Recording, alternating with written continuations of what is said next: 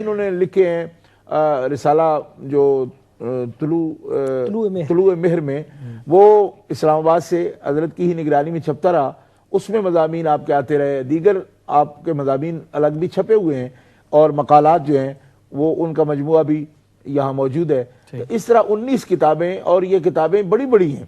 یعنی یہ کتاب بھی 500 صفحات کی کتاب ہے. نام و نسب آپ نے دیکھا تو 1000 صفحات کے قریب ہے. بڑی جامع کتاب ہے. اس کے اندر بھی انہوں نے دور حاضر میں کئی جو فتنے اٹھے ہیں یا ذہنوں کو تشکیک میں مبتلا کرتے ہیں، ان کا مدلل طریقے سے انہوں نے کلا کما کیا، اور ان کے روٹس جو ہیں ان تک گئے ہیں، اور گہرائی میں اتر کر انہوں نے تحقیق تدقیق کے ساتھ لکھا، اور خوب لکھا ہے. تو اس لیے میں یہ عرض کرتا ہوں کہ پھر وہی بات حضرت خواجہ سعدی شیرازی رحمۃ اللہ علیہ کی زبان میں کہ حیف در چشم زدن صحبت یار آخر شد، روئے گل سیر نہ دیدے مو بہار آخر شد. کہ وہ محبوب تھے، اور اللہ حکم الحاکمین جل وعلا نے ان کو محبوبیت عطا فرمائی تھی، اور انہوں نے دنیا میں نور اور روشنی اور رنگ، یعنی حسن بکھیرا، اور دنیا کو اپنے کلام سے محظوظ کیا، اور اپنی شخصیت سے انہوں نے دنیا میں اجالا کیا. اور اللہ حکم الحاکمین جل وعلا کے پیارے محبوب کا یہ حکم ہے کہ بعض لوگ جو ہوتے ہیں نا، شخصیات کے حوالے سے جب بھی کوئی بات ہوتی ہے، کتابیں لکھی جاتی ہیں، مجلس ہوتی ہے، اچھا ایک طبقہ برابر ایسا ہوتا ہے جو منفی پہلو ہمیشہ دیکھتا ہے، اور ان کا یہ خیال ہوتا ہے کہ اچھا جی تو فرشتہ تھے، آپ نے ایسے پل باندھ دیے ہیں، باتیں ایسی کرتے چلے جا رہے ہیں. میں ایک قاعدہ عرض کرتا ہوں، اس پر غور کرنا چاہیے ہر بندے کو. نبی پاک صلی اللہ علیہ وسلم کا یہ فرمان ہے، اذکروا محاسن موتاکم وکفوا عن مساویہم، او کما قال رسول اللہ صلی اللہ علیہ وسلم. جامع ترمذی شریف میں حدیث موجود ہے کہ جب کوئی تمہارا مومن بھائی دنیا سے جاتا ہے تو اس کی نیکیاں اور اس کے حسن بیان کیا کرو، اور اگر تمہیں ان کے بارے میں کوئی ایسی ناہموار بات معلوم ہو تو اس پہ پردہ ڈالا کرو. ٹھیک ہے جی. اب ہمیں الحمدللہ ان کی شخصیت کے حسن جو بھی نظر آتے ہیں ہم تو وہ بیان کر رہے ہیں. اور اگر کسی کو کوئی ناہموار بات معلوم بھی ہو تو سرکار کا حکم ہے اس پہ پردہ ڈالو، اور میں تو یہ کہتا ہوں کہ ہمیں معلوم ہی کوئی نہیں، ہمارے سامنے ان کے حسن ہی ہے اللہ کے فضل و کرم سے. تو ہم سرکار کے حکم کے مطابق جو کچھ آپ کا حکم ہے اس کے مطابق اللہ کے فضل و کرم سے ہم اس کے حدود و قیود کو بھی پہچانتے ہیں کہ کس طرح ذکر ہمیں کرنا چاہیے، توازن کے ساتھ، اعتدال کے ساتھ. تو ان باتوں میں سب سچائی ہے. ان کے دیکھو جی، ان کا کام خود بولتا ہے، وہ خود بولتے تھے اور پڑھتے تھے. قرآن پڑھتے تھے تو لگتا تھا کیسے اچھے قاری ہیں، اور پھر جب ان کا ترنم اللہ اکبر کس انداز سے وہ شعر پڑھا کرتے تھے خود جب پڑھتے. اگر مرزا مظہر جانے جانا شہید رحمت اللہ علیہ کا کلام ایک دفعہ وہ پڑھ رہے تھے تو بس کٹاری چل رہی تھی دلوں میں، اس انداز سے پڑھ رہے تھے. تو ان کا حسن صوت بھی تھا، قرات ان کی بہت خوبصورت تھی. تو یہ باتیں ساری ایسی ہوتی ہیں، عطا رب کی ہے، لیکن اس میں بندے کی محنت بھی ہوتی. تو حضرت نے بھی محنت کی تھی، جیسا کہ انہوں نے فرمایا مجاہدہ کیا تھا، بچپن سے پڑھا، بڑا انہوں نے پراپر طریقے سے ایک طالب علم کی حیثیت سے پڑھا تھا. مگر جو پڑھا اللہ کے فضل و کرم سے اس کو تن پہ نہیں رکھا، دل کی طرف متوجہ کیا. اور علم جب دل کی طرف متوجہ ہوتا ہے تو نور بنتا ہے، اور تن پہ رہے تو تکبر تو بڑی شامت بنتا ہے، نار بن جاتا ہے. تو ان کا علم نوری تھا. رب تعالیٰ جل شانہ نے ان کو ایسا حسن عطا فرمایا تھا اور ایسا نور بخشا تھا کہ علم سے انہوں نے خود سیکھا بھی، اور علم کو اپنے اوپر بھی جاری کیا، اور علم سے نوری علم بنایا، اور نور کا فائدہ آپ نے اٹھایا، اور اسی سے دنیا کو بھی فیض یاب کیا، اور دنیا کے سامنے بھی انہوں نے وہی چیز پیش کی جو کچھ ان کے اندر تھی. اللہ تعالیٰ جل شانہ نے ان کو ایسی خوبصورت زندگی عطا فرمائی. عمران خان ہے ہمارے ساتھ لندن سے. جی السلام علیکم. السلام علیکم. جی وعلیکم السلام جناب. جی عمران بھائی، آپ مبارکباد ہے، یہ جو آپ پروگرام کر رہے ہیں آپ بہت خوشی کی بات ہے. ماشاء اللہ. ایک سوال ہے، پتہ ہے نا سارے پیر صاحب نصیر الدین صاحب رضی اللہ عنہ، اور کئی نہ بڑے آپ نرم دل سے شیعہ کے ساتھ بھی بیٹھتے تھے، جیو بندیوں کے ساتھ بھی. بہت شکریہ، جزاکم اللہ عمران خان صاحب، جزاکم اللہ. حضرت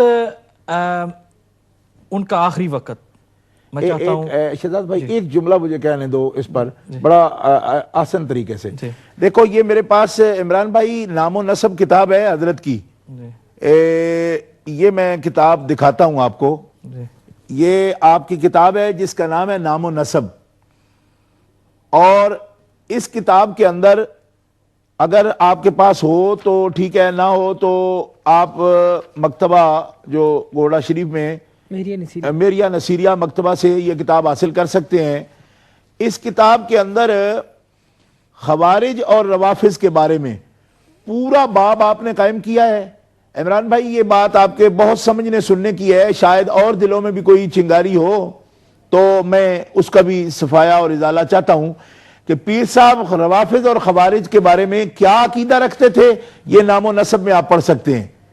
اور روافظ کو یہودیت سے کتنی نسبت ہے، حضور غوث پاک کے حوالہ سے آپ نے یہ واضح تقریر اپنی نقل فرمائی ہے۔ ایک ہے عقیدہ لکھنا، ایک ہے اس کا پریکٹیکل میں صوفیاء وسیع المشرب ہوتے ہیں لیکن اصول میں وہ پکے ہوتے ہیں۔ تو یہ کتاب جو ہے یہ اس کے اندر روافظ اور خوارج کے بارے میں حضرت کا جو عقیدہ ہے وہ بالکل کھلے لفظوں میں دو ٹوک جیسے ان کا لہجہ ہوتا تھا اسی طرح لکھا ہوا آپ کو مل جائے گا کہ وہ خوارج کو کیا سمجھتے تھے اور روافظ کو کیا سمجھتے تھے۔ بس اتنی وضاحت کی ضرورت تھی۔ حضرت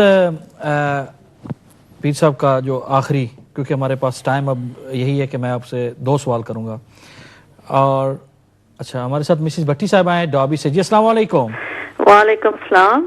جی جی میں آپ کو مبارکباد دیتی ہوں، بہت اچھا پروگرام ہے آپ کا، اور پیر صاحب کو انگلینڈ آنے پہ دل کی گہرائیوں سے ویلکم کہتی ہیں۔ بہت شکریہ۔ ہم سارے ان کے مرید ہیں، اور پیر نصیر الدین رضی اللہ تعالیٰ عنہ کے جانے سے ہماری زندگی میں بہت ایک کمی سی ہو گئی ہے۔ جب وہ آتے تھے بہت اچھی باتیں کرتے تھے، اپنی یاد تازہ ہو جاتی تھی، ان کی کمی ہمیشہ رہے گی ہمیں۔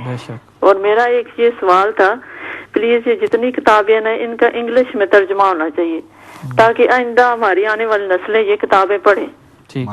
میں ابھی پڑھتی ہوں یہ کتابیں، اپنے بچوں کو بتاتی رہتی ہوں، پر یہ بچے پھر بھی جب تک انگلش میں نہ ہوگی کیسے پڑھ سکیں گے؟ تو یہ بہت اہم بات آپ نے کی ہے بہن، اور انشاءاللہ العزیز اس پر پیر صاحب سے پوچھتے ہیں کہ آئندہ وقت میں جو ہے یہ ٹرانسلیشن اس کی ہو رہی ہے یا اس کا کچھ جو ہے فیوچر کے اندر انگلش کے ٹرانسلیشن، جیسے ہم نے بتایا کہ یو کے اور پوری دنیا کے اندر ایک انگلش جو ہے وہ مدر لینگویج ہے بن چکی ہے، تو اس پر ٹرانسلیشن کرنا جو ہے وہ بہت ضروری ہے۔ لیکن حضرت میں آپ سے یہ پوچھنا چاہتا ہوں کہ جو آخری وقت تھا پیر صاحب کا، اس کے متعلق بتائیں کہ جمعہ کا دن تو یہ ہم سب کو پتہ ہے، لیکن وہ جو واقعہ ہے کس طرح ان کا وصال ہوا، تو اس حوالے سے اصل جناب اس طرح ہے کہ میرے والد گرامی کا وصال چونکہ جمعے کے دن ہوا، این جمعے کے وقت، جی 1:17 پر، جی جمعے والی رات جو تھی وہ میری اور ان کی آخری رات تھی جی جب وہ مجھ سے مخاطب تھے۔ ٹھیک، جہاں وہ مجھے اور باتیں مختلف قسم کی باتیں مجھ سے کر رہے تھے، وہاں اپنے ان معاملات کی طرف بھی ہلکا ہلکا اشارہ دے رہے تھے۔ جی مجھے انہوں نے ایک فرمایا تھا کہ اگر مجھ پر ایسا وقت آ جائے جی تو تم اپنے حواس پر قابو رکھنا، ٹھیک، کیونکہ تم کمزور دل ہو، اپنے حواس پر قابو رکھنا، اور یہ سوچنا کہ مجھ سے بڑے بڑے بھی جی اسی راہ کی طرف گئے ہیں، صحیح، اور میں ان بڑوں سے تو بڑا تھا نہیں، جی اس لیے یہ بات سوچ کر اپنے دل کو تسلی دینا اور اپنے حواس کو قابو رکھنا۔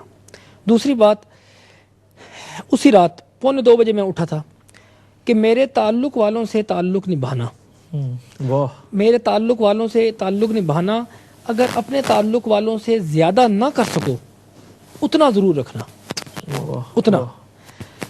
اور یہ بلکہ اس تناظر میں میں یہ بات بھی کرنا چاہوں گا کہ اس دور کے مشائخ میں جی جو تعلق ان کا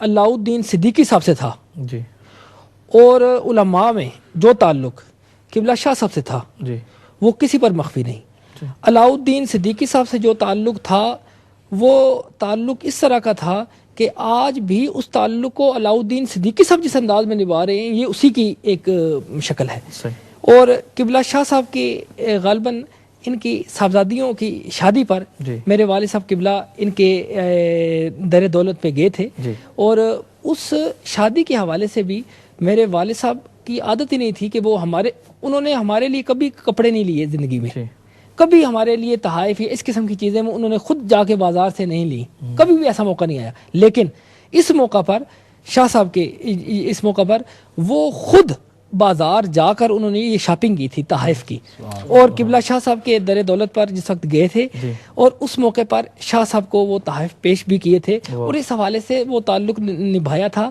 کہ وہاں سٹیج پر بھی